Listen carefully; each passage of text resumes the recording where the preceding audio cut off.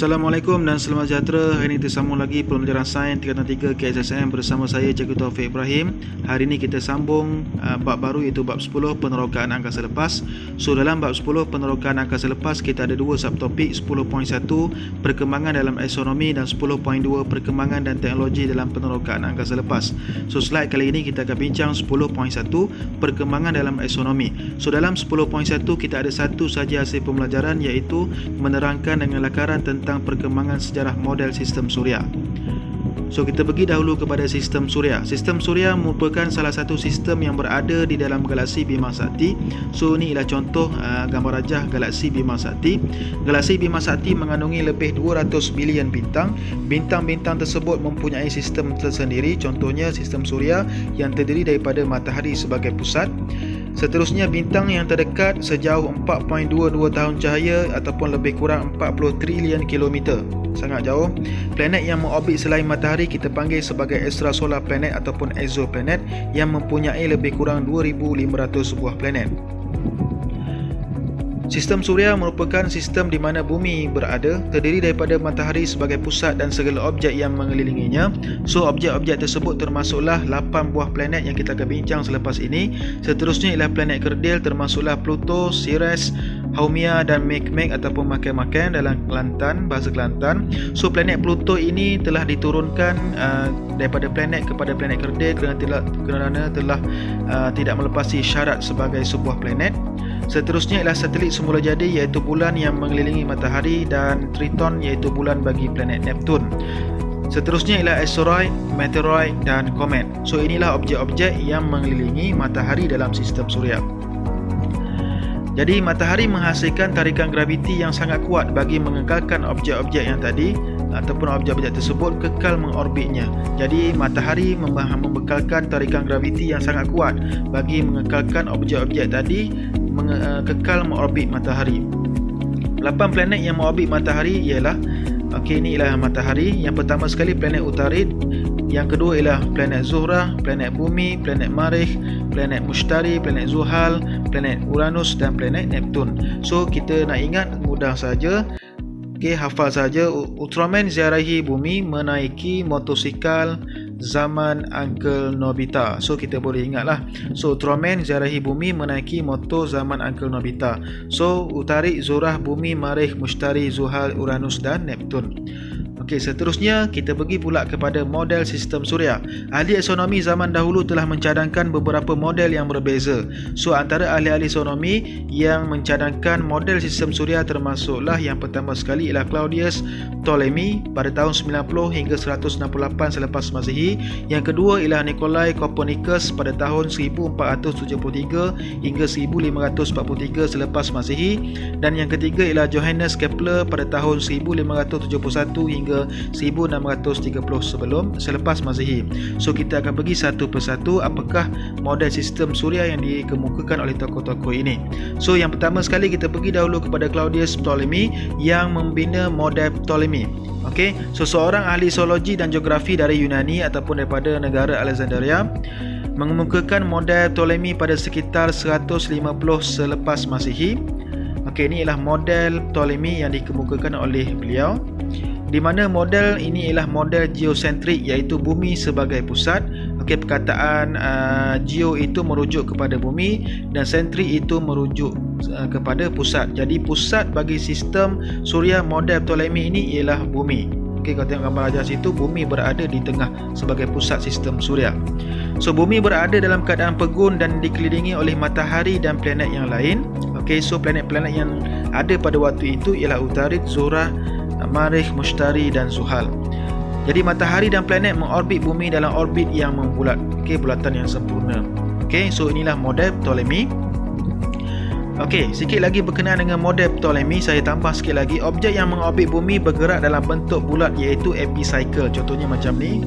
So inilah pergerakan epicycle. Di samping itu juga pada masa yang sama, pusat epicycle bergerak dalam bentuk bulat yang lebih besar mengorbit bumi, kita panggil sebagai different. So dia akan bergerak macam itulah. So inilah model ataupun sistem yang dikemukakan oleh Ptolemy. So inilah gambar rajah macam mana model Ptolemy bergerak mengorbit bumi. Okey, so tengok gambar rajah tu berterabur sikit lah. Okey, dia mengelilingi bumi. Planet-planet termasuklah matahari beredar mengelilingi bumi. Alright, seterusnya, sebelum itu model ini bertahan selama 2000 tahun. Barulah seorang tokoh lain iaitu yang kedua ialah Nikolai Copernicus. Dia muncul membuat satu model yang lain iaitu model Copernicus. Okay, so Nikolai Copernicus ni ialah ahli astronomi, ahli matematik, ahli ekonomi dan doktor di Poland. Pada abad ke-16 beliau mencadangkan bahawa matahari berada di pusat sistem suria, bukan bumi macam model Ptolemy tadi. So model ini dikenali dengan heliocentric, iaitu matahari sebagai pusat. So perkataan helio itu merujuk kepada matahari dan centric itu merujuk sebagai pusat. So matahari berada di tengah ataupun di pusat sistem suria. Contohnya dalam gambar rajah ni lah. So matahari berada di pusat sistem suria, bumi berputar pada paksi dan beredar mengelilingi matahari dalam orbit membulat. So termasuklah planet-planet yang lain. So planet yang ada diambil juga sama macam geosentrik tadi, cuma tukar saja bumi duduk di tengah dalam model Ptolemy tadi, tapi dalam model Copernicus duduk di matahari pula duduk di tengah sebagai pusat sistem suria. So bintang berada jauh dari pusat sistem suria. So bintang-bintang berada jauh daripada pusat ataupun daripada matahari tadi. Alright, seterusnya yang ketiga ialah Johannes Kepler. Okey, mengemukakan model Kepler. Okey, so Johannes Kepler merupakan ahli astronomi, ahli matematik dan astrologi negara Jerman. Pada tahun 1609 hingga 1619, Johannes Kepler menerbitkan satu model yang masih digunakan sehinggalah kini. Okey, so mengubah suai model heliocentrik dengan matahari pada titik fokus sepunya pada orbit elips mengikut hukum Kepler. So diubah sikit.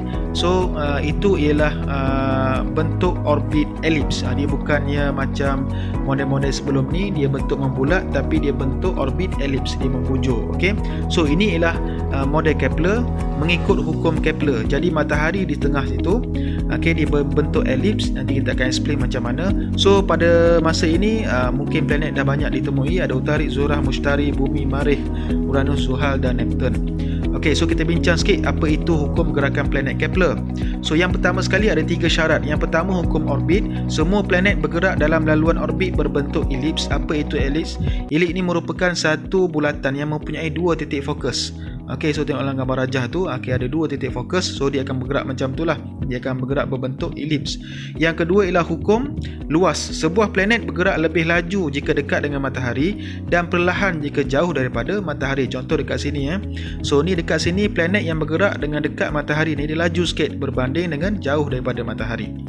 Okey, hukum yang ketiga ialah hukum tempoh. Semakin jauh planet daripada matahari, semakin lama tempoh masa untuk mengorbit matahari tersebut. Memang betul lah, semakin jauh planet daripada matahari, semakin lamalah dia nak cukupkan satu bilangan orbit matahari tersebut.